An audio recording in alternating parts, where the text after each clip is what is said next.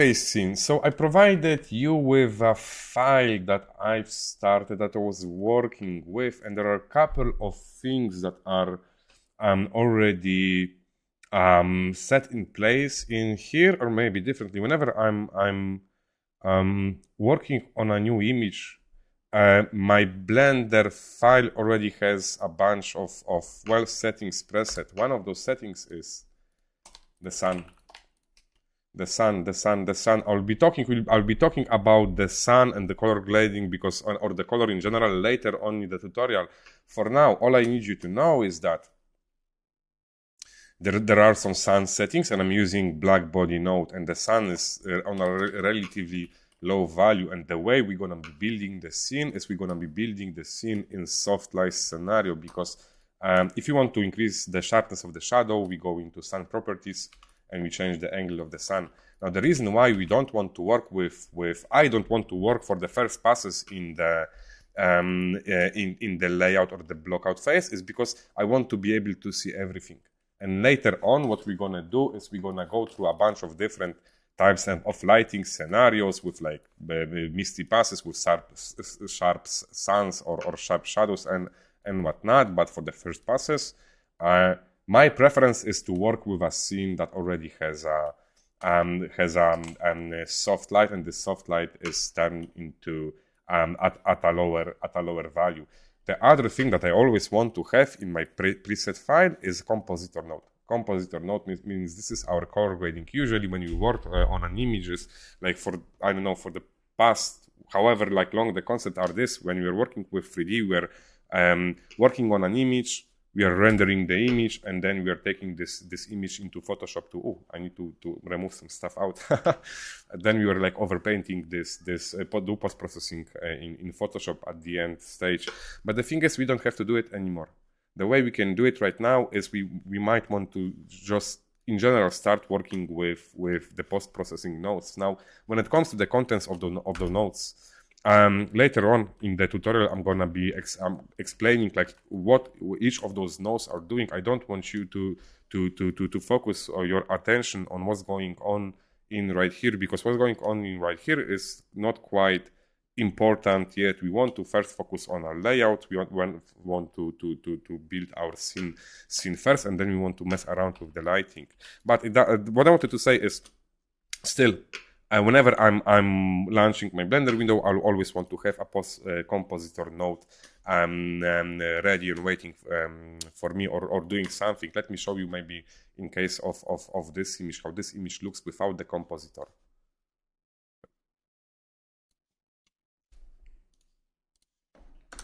So the reason why I want to do color grading immediately, because the way this image feels, I mean, it's a lousy sketch, of course, but the way this image feels to me right now is it's not pleasing to look at. There's like a lot of just dark areas in an image, right? But whenever I will toggle the color grading or a bunch of preset nodes that you have in your file, you see how this image already looks softer. So at some point we're gonna be going into rendered mode. And I mean, in the compositor, there's just a bunch of nodes like noise, like a bit of a blur, a bit of a lens distortion, something that softens the image. And then there's also lighten nodes and a bunch of curves or like color balance to even the values or the reads a bit more. Like this is ugly and distracting. I mean, the image is still ugly and distracting. This is a bit more easy on the eyes, just even because of the distribution of the value, and just because the stuff, like in general, we get to this point as well. I want to always avoid having my stuff looking extremely crisp and sharp, meaning if stuff looks extremely crisp and sharp, then it will look artificial and 3D. But then again, we're gonna circle back to working with different compositor nodes later on, because first we want to focus on building the scene.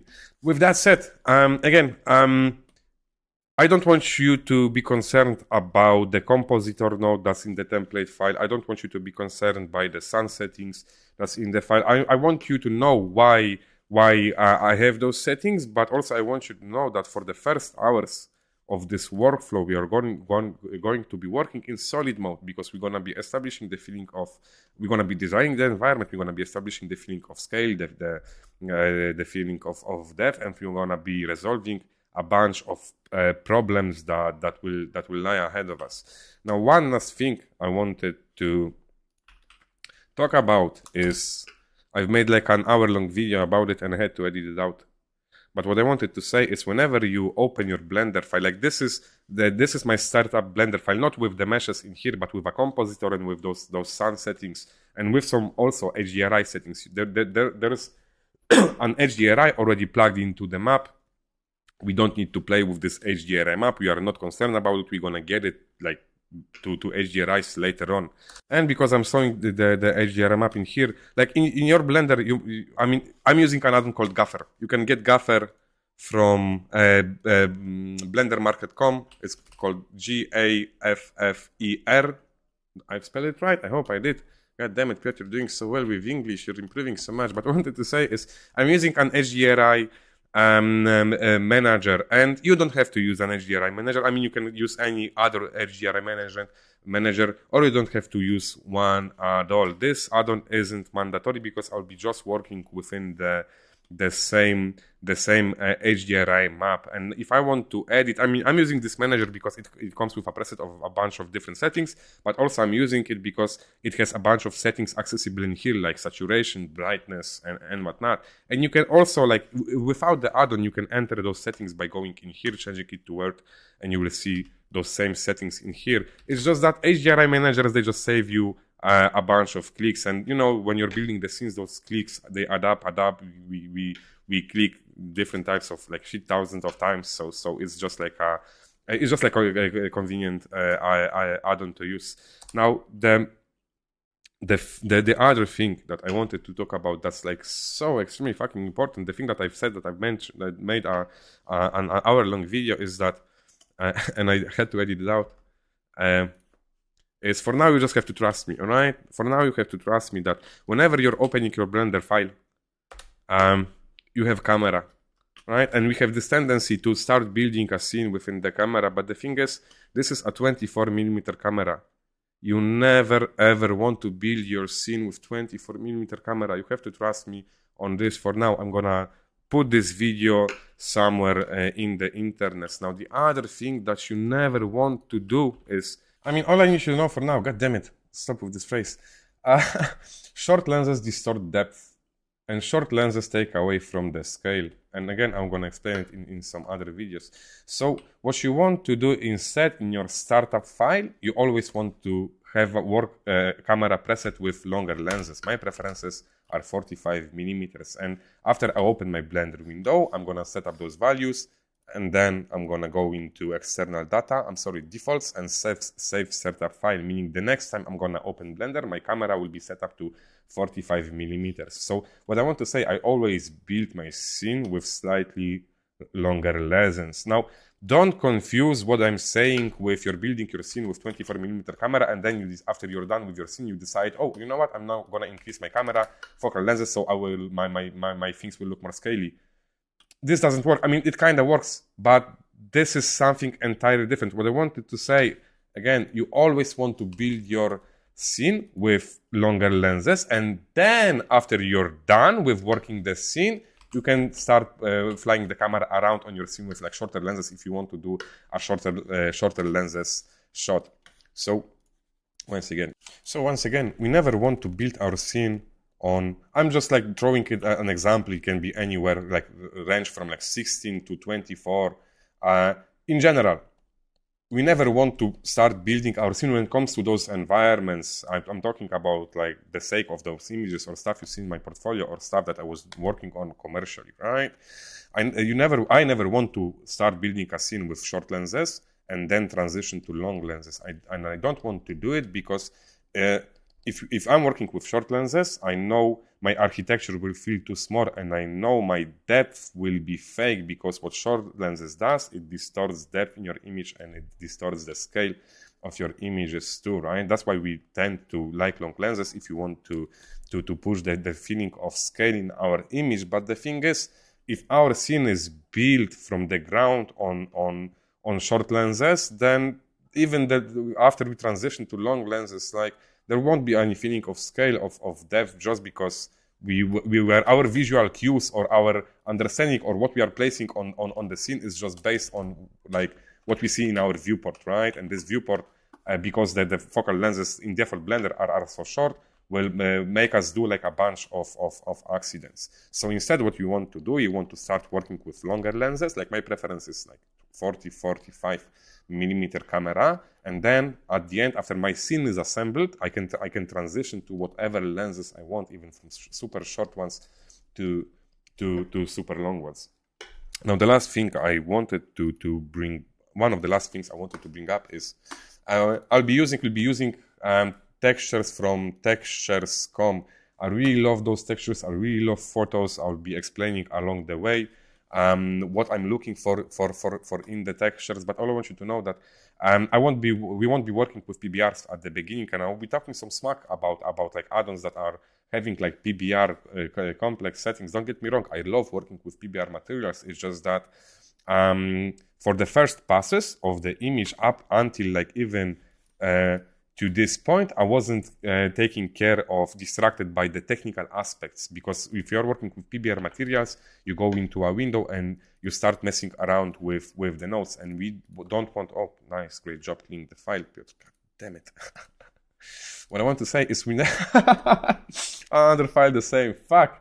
What I wanted to say is I don't want to get distracted by the technical aspect, because if my mind goes from this is my canvas, to here, I'm already fucked. I'm done. I'm venturing into technical aspects of building the scene. So what I want to say, I might be talking smack about using PBR materials. I love using PBR materials. I love using add-ons. But for the sake of this workflow, I always want to keep my texture simple. Meaning you will see me will be only using a photo. And when it comes to the photos, like from Textures.com, I don't want to use the balls we see here, because those are PBRs. I might use them at a later stage when refining the image. But throughout, like majority of the image, or 90% of the image will be just, if you keep scrolling down, let's say concrete wall, I will just want to use photos. Now, what else I can talk about? So, in the tutorial, I'll be using Hardops. And I'll be using Hardops to I think Hardops add-on is like mandatory when it comes to, I don't know, like working in Blender in general. Hardops and Box Cutter, you can get both at Blender Market. Now I think they've implementing Box Cutter into the newer Blender version. And about Blender version, I'm working with 4.3. I'm pretty sure you can work with whatever Blender version you prefer, but I need to save the scenes in the newer file. So if you're gonna try to open them in like Blender, I know 3.6 or 3.8 or whatever the previous versions were, some